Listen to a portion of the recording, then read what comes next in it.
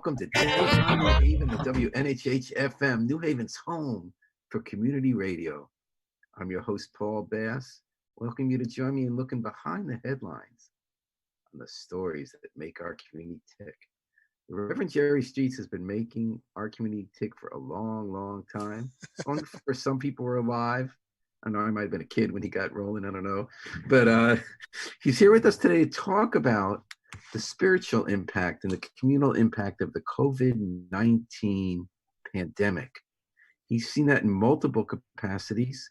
As a clergy member, he's the pastor of Dixwell Congregational UC Church, the oldest African-American congregation in New Haven. He's a faculty member at Yale Divinity School, a clinical social worker who's on the faculty at Yeshiva University in New York. A busy guy, the Reverend Jerry Streets. Good morning, sir, and thank you for joining us on Dateline. Oh, it's good morning. It's good to see you. I wish I could run into you at the gym, but that won't be for a while. How are you as busy as ever with COVID, even though you appear to be home? Yeah, as would be most people who are responsible to the congregation, all the things related to helping people to stay connected, offering weekly worship and other online activities. And of course, the unfortunate times when there's a need to grieve and to help people to mourn losses. By the way, when you see the name Frederick Streets, that's the Reverend's, I guess, given name, but you go by Jerry. Absolutely. As I say, Frederick is my government name. So tell me, how many funerals have you presided over? Recently, you mean? Since COVID started. 3. Were they all COVID related? One was, the others were just, older age with underlying conditions, but not COVID caused. Mm-hmm.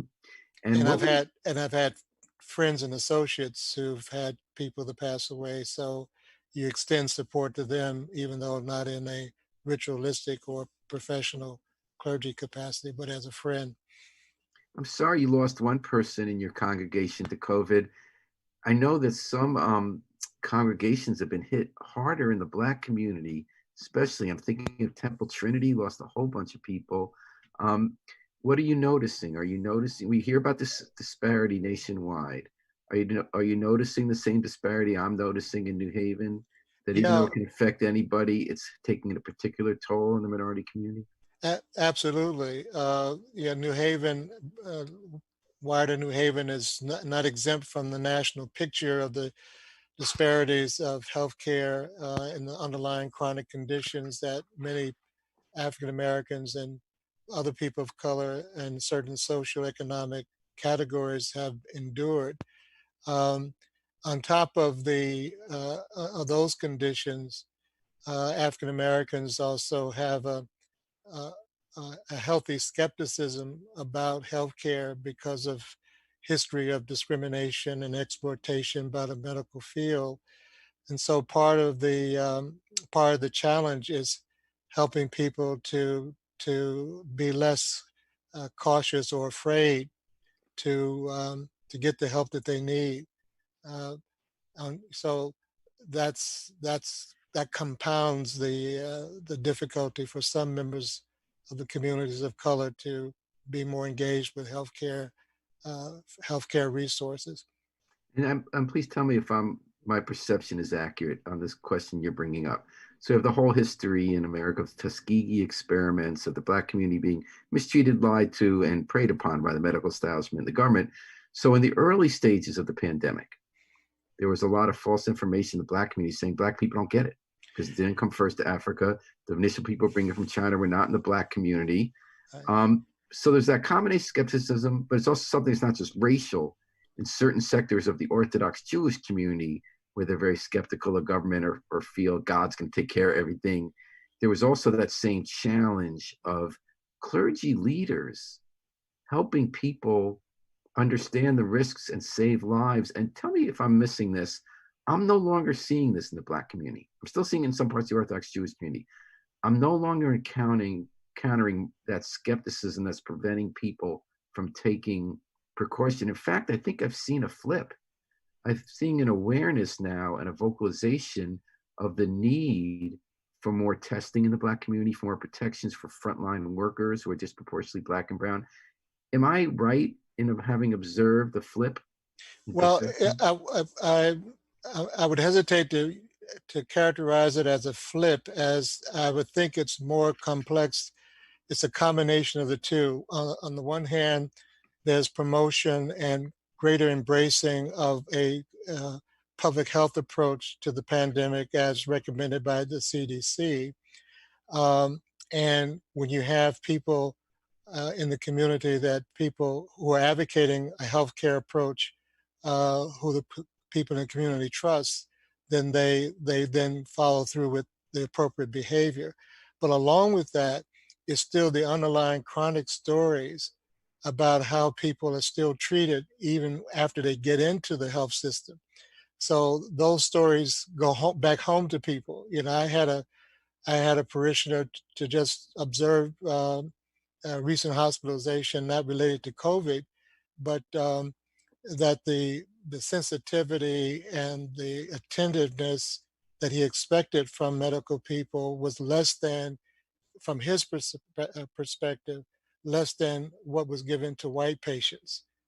And so uh, it's a combination of the skepticism as well as taking a more informed approach, but also there's that underlying, in fact, racism that still accompanies people of color, particularly African Americans, when they go into the health system. For an example, as you said, in the beginning of this pandemic, all kinds of rumors about, well, Black people don't get it, Black people tolerate pain greater than white people. And when you live with those kinds of stereotypes, and then you get in a vulnerable situation of having to be cared for, you you worry if you're going to be guinea pigged, or if people are going to treat you as fully as they would, because you don't, even highly trained, educated medical people can come into their practices with some of those biases.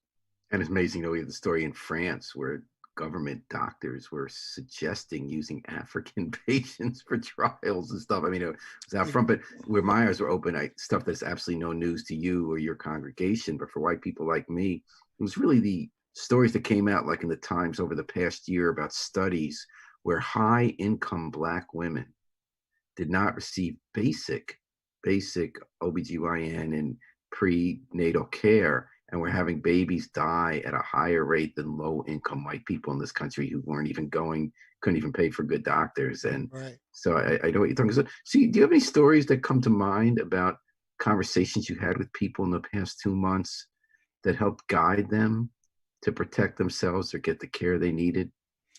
Well, yeah, two dimensions of it. One is, again, the promotion of a healthcare approach and using the guidelines of the CDC by people that people in the community trust. And the second is their own wisdom, their own sense of common sense, that, you know, this sounds right, that we should follow this kind of approach, and also to use uh, measures of resilience that's endemic to the culture and to the family. And that includes a faith orientation, but not the kind of faith orientation that tempts one's understanding of God. You know, I'm going to go out and congregate because God's going to protect me. God's got my back. Yeah. Yeah, when uh, some of us use the analogy in the New Testament, there's a story about Jesus being tempted in the wilderness, and the tempter tells him to jump down off of a cliff, and Jesus refuses to do it, and his part of his response is, "Thou shalt not tempt the Lord thy God." In other words, you know, there's the law of gravity. If I jump, I'm going to fall. And to not respect the law of gravity that the Creator has put in is a form of tempting, and a form of infidelity, really. Um, so there's this feeling, and this teaching that to follow CDC rules, to protect ourselves and to protect our loved ones, is really a form of loving one's neighbor. So it's interpreting the ethics in a practical way that increases our chances of remaining healthy. The other thing about our congregation, and it's not uncharacteristic of many congregations, black or white. We have a significant number of people in our congregation who are senior elders. They're not just 55 and over. We have one member who throws off the curb because she's 105, Whoa, uh, and whoa. still going strong. But for people who are in their 80s, late 70s, 80s, and up, uh, that's a vulnerable cohort. And so, along with their common sense, trusting the voices of reason in the community, and relying on indigenous kind of coping skills, their faith, and uh, uh, following those guidelines, it's helping people to uh, have behavior that's consistent with hopefully minimizing their being at risk. Okay, we're talking to Reverend Jerry Streets of Dixwell UCC Church, Congregational Church, Yale Divinity School, social worker in town, an important person in keeping our community together and our fabric woven for, I guess, since the 70s in New Haven. It's such a pleasure having a Yeah, came to Dateline New here. Haven in '72. Yep, 103.5 FM live stream, newhavenindependent.org. So is it accurate to say what you've been saying here is that you're guiding people to have a mixture of taking solace in faith? You talked about the word indigenous, the way we've learned over centuries through the way we see the world and approach life through religious lens to get strength and perseverance and live, but also to follow CCC guidelines and mix that faith in God with the human imperative to take action and live. Would you agree, is a loaded question, that for leaders of all religions, that's one of the big challenges? How to get this nuanced message to people to grab, to say, yes, we're going to feel strengthened by a belief that there's a creator, that there's a point to the world, a point to live, a way to live, that we are protected by a force greater than us, and not using that to absolve the responsibility to take care of ourselves and others. Not to just say, God will take care of it. Like we Right, do believe God will take care of it, but we also believe that doesn't mean we're not supposed to take care of it, that we're not right. supposed to take actions, because it can be dangerous in certain fundamentalist environments if that message isn't clear. Sure. Well, faith and reason are not enemies, Mm, and they go hand in hand. They're partners. And what religious communities, and I'm saying that in a very broad way, what religious communities are finding is that they're bringing to the current situation their understanding of faith, while at the same time having that situation to further qualify and redefine for them what it means to be faithful. So it's not a static imposition. It's a bridge between the past, the present, and what might be the future. And so when the part of this conversation I wanted to explore is that how some people who are religious, regardless of that, whatever that tradition is, how this pandemic can really rattle and shake the foundation of whatever their faith is. And for some people, their faith is being uh, destroyed, religious faith. For others, mm, it's being severely tested. Um, but for all of us, we're going to come out on the other side of this with a whole different view of what it means to be religious, and what our understanding of God is, and our relationship to God and to one another.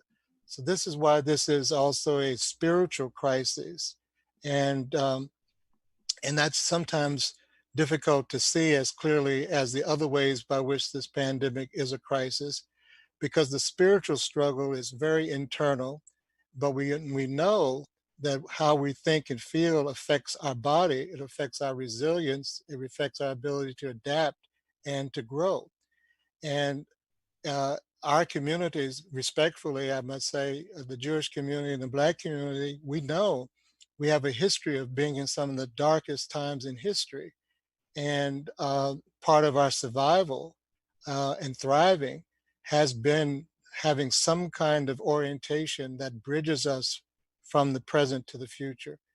And so when I think about this pandemic from a spiritual standpoint, people come to mind, not only my own ancestors in faith, former enslaved people who, in the darkest nights of slavery, still had to find hope. Uh, but I think about a guy like Viktor Frankl in the concentration camps. He asked one of the most important questions that anyone can ask when their backs are up against the wall, is Howard Thurman, a theologian, used to talk about it. And I'm sure you might know the story. Franco looked around at his fellow concentration uh, I don't even victims, and he came to the observation that the question isn't what is the meaning of my life that I'm in a concentration camp. He said the real question is how can I live so that my life has meaning. Mm, So uh, it's how do you live so that your life has meaning in the midst of everything that seems to negate life, mm, from human behavior, human animosities, hatreds, to natural disasters. And the ability to find meaning for one's life in the midst of that is a spiritual quest. It mm, is fundamentally spiritual. And it is part of what helps us to survive as a human race and eventually thrive.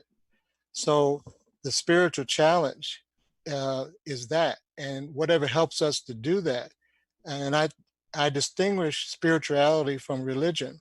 They're related, of course, mhm, but religion is more structured, it's dogma, it's rituals, it's traditions, it's codes of conduct. It's usually involves communities gathering for worship of some sort. It's more structured. But spirituality is a deeper sense of being connected to something greater than yourself, and mm, being part of a meaning that you can't always discern. And so it is that feeling of spirituality being grounded in a greater creative order of things, that you may not be clear what the purpose of your life is, but you know that your life has purpose. And you're not always clear what the meaning of all these things are, good or bad, but you know meaning will eventually emerge. You'll discern it. And those are, uh, I often say to people, Paul, that being religious or spiritual is a skill. It's not just a belief. it's a It's practice. it's a practice. It's a skill for living. Um, Now, there are other people who have philosophies or other views, and they wouldn't call it religious at all. You can be an atheist, uh, but even an atheist is spiritual, It's a because code about why I'm here, what I should do, and how I should live. absolutely, because the fundamental quest of being spiritual people is discerning meaning. How can I live so that my life has meaning? And we're talking about that with the Reverend Jerry Streets, Dixwell Congress UC and Yale Divinity School. So you've talked about how this is a spiritual challenge that we're facing, a spiritual crisis with COVID. And it does help me to put into context. I mean, this is very serious. This is life or death. This is nothing like what you face in Middle Passes, slavery, concentration camps, or even a hurricane, Right, but it's still serious. right. And so, what's your answer? What do you tell people about, specifically about this issue about how you survive and ultimately thrive spiritually in the face of this crisis?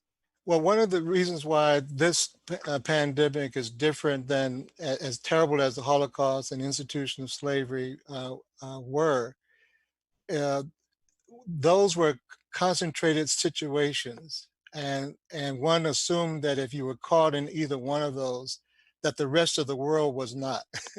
So there was somewhere to, if you could escape it, there was somewhere to go. We're all in this together. But the pandemic, there is no escape. It's a global threat to human life. And so, in addition to supporting and people who are caretakers, from first responders to physicians, nurses, doctors, and we have to take care of ourselves, and we have to take care of one another to further develop our sense of compassion for ourselves and for the world, and to recognize that self-care is not the same as self-interest. But at Hmm. the same time, we can no longer live as though we are individuals, just cyclones of some sort. We've got to, uh, or individual cells, that we have to have a different sense of our global connectedness. And it's out I've of thought that. about that too, and I'm not hearing that from a Mhm. lot of public figures about our global connectedness. Because some people say, rightly, like I thought Trump was correct about this, we got to be able to manufacture some stuff here, like respirators and certain medicines, so we're not replied. But I still, and maybe this is a different kind of faith I have separate from Judaism, which I do believe in global connectiveness. I kind of wondered early on whether this crisis was going to double down on what you just mentioned about global connectiveness, that we have to, instead of fighting each other around the world, we have to work with each other. Well, I'm not optimistic about that, Jerry, based on the last month. I know, but we still have to be a voice, and as best way we can, exemplars of our sense of connectedness, speaking out against the negative side of individualism. In a context of history of racial problems in the country, you know as well as I, Dr. King's quote still is relevant. Either we learn to live together as brothers and sisters, or we perish together as fools. So Mm, there again is the global connectedness. I've asked my students sometimes, I said, what enables a doctor to practice anywhere in the world? And they looked at like, what do you mean?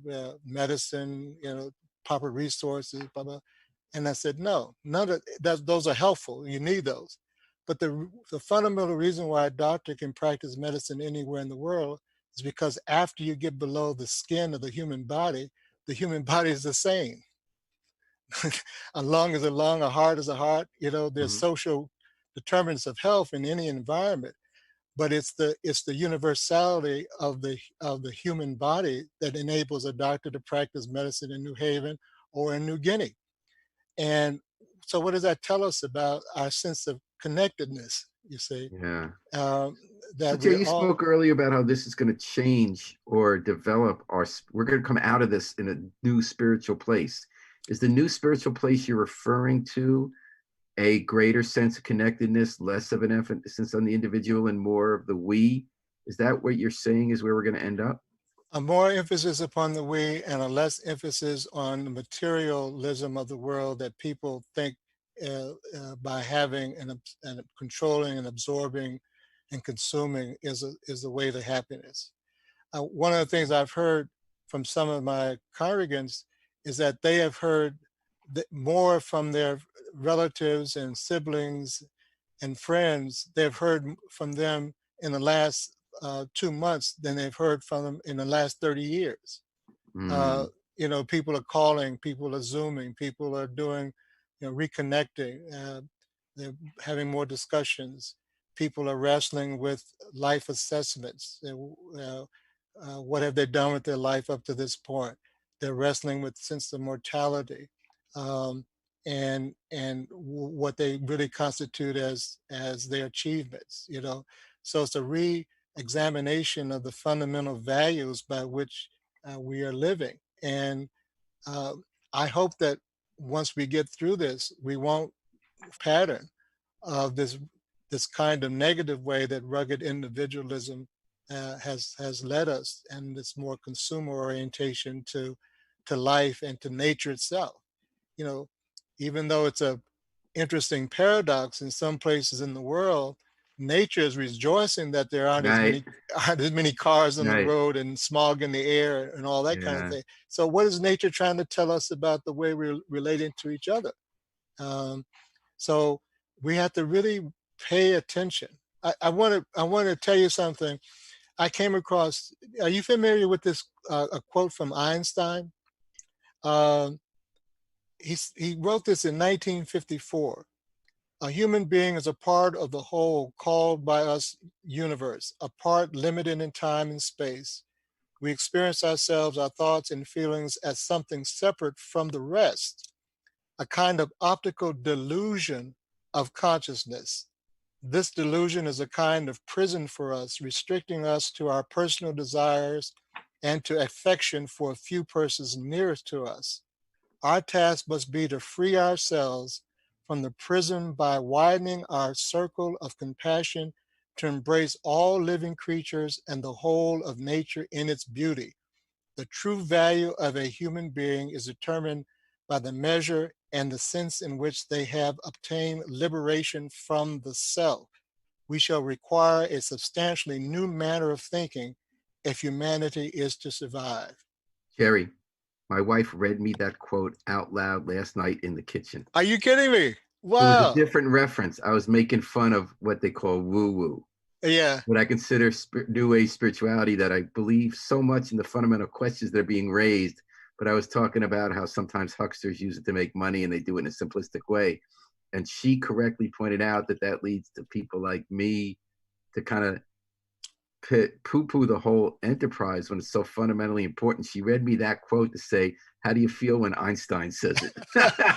Well, I came across it in a book called Einstein and the Rabbi, Mm-hmm. which came out a couple of years ago, and the rabbi who wrote it was tracing down this quote because Einstein had written to uh, a man named Marcus, uh, who wrote to him asking him for some consolence because he had death in his family, and Einstein responded uh, and wrote to him and gave him some consoling words. So that's how I came across it. But his thought is not unique to him. It's unique that he, given who he Scientist. was. Yeah. But this is taught in the world's religions. It's taught in mysticism, in Sufi practice of Islam. So this need to understand our connectedness and dependence. And we know now how dependent we are on other people around the world, and to re-envision a new kind of way of governing ourselves and our society and the governance of the rest of the world. Uh, what we do, how we handle this, will determine whether or not there really will be a future. And Whether I it's don't for our want to say, planet or for ourselves. yeah, that's right, for both. Um, I don't want to sound alarmist, Armageddon or doomsday, but all the signs are there that if we respond to this rightly, it will help human flourishing and it would advance the human growth and development for another 100 years. If we just see this as a virus to be conquered medically, which we definitely want to happen, and to let us go back to how we were without feeling threatened by a germ, uh, it will be a deception, and we will be threatened by something more, even more potentially devastating. Well, like if we're not globally connected, we won't be able to deal with the next pandemic. If we don't deal with climate change, we don't slow down a little bit. So, Jerry, geez, a couple minutes ago, when you were walking me through your vision of what this will learn by being more connected to each other, re-examine our materialist and individualist impulses, I'm thinking, yeah, well, I'm ready. You got signed up. I'm following you down that path. Then I stop and say, are you optimistic? Because just now you're saying we got two paths. Which one I'm going to walk down? Before that, you sounded to me kind of optimistic that people will see a better way. Maybe that's an occupational strength of being a pastor. You can see a big No, picture. I'm sure it contributes to the role, but I think I'm that way by my nature. But I would qualify it, because of my faith orientation. I really try to think of myself as being more hopeful, um, and not pessimistic or optimistic. I want to be a realist. I want to be practical, but I also want to be hopeful Mm-hmm. because we've seen how human beings have risen to other crises in history. We've seen how, in some of the worst of times, people have put forth their best, and some of the best ideas and creativity has come. So I really believe, Paul, that the fundamental nature of life is to push towards life. It's the paradox of being mortal, but within our mortality, there's the push Mm-hmm. for life until there's no longer the ability to push for life. But that inability to push further should be more natural than imposed. Uh-huh. So We um, got it. It's got to come from inside us rather than outside us. that's right. And that push for life is what gives me hope. Um, Uh, I'm in the glad you have midst of hope. And that it. gives me hope. Well, Reverend Jerry. we have to help each other, and I have my days too, and I Mhm. have to be honest with myself when those days come, when I you know think twice about that. All right. Well, the Reverend Jerry Sheets, thank you so much for joining us today on Dateline New Haven. I feel like it's a great way to end the week. Well, To hear well, what you had to say. I certainly hope so. As we go into a long weekend and a holiday weekend that will be celebrated differently than would have anticipated. But this is a long haul process, and we have to get ourselves ready. I think for any reasonable return to a sense of security and reasonable gathering with other kinds of structures, that's going to be a year to 2 years away, I think. Mhm. And so we have to think of this as as a long haul and take it one day at a time and continue to practice the safe measures that we know, and continue to be compassionate and furthering deepening our sense of connection to one another, and to allow the spirit that's in all of us to help our imagination to not only see but create that future that we all want. All right. Amen. Reverend Jerry Streets, thank you so much for joining us today on Dateline New Haven, Reverend Streets. Well, thank you, Paul. Best to you and your family. You too, and And it's by the always way, inspirational. again, thank you for your moving testament to your beloved brother, and Thank you. wish all of you, your family, the peace that only can come from deep within. Thank you so much, Reverend Streets. And keep it going. Keep our Thank hope you. alive. Thank you. I also want to thank Harry Drost, the WNHA station manager, the best in the business, the miracle man behind the controls, keeping us on more social media platforms than even Einstein could have imagined. We're going to take it out with the Afro Semitic Experience, performing I Wish I Knew How It Would Feel to Be Free from Nina the group. Simone. That's right. Interpreted by Nina Simone by the Afro Semitic Experience, performed by Afro Semitic Experience on their CD, A Plea for Peace. This is Paul Bass inviting you to fly free with us all weekend long here at WNHH, New Haven's home for community radio.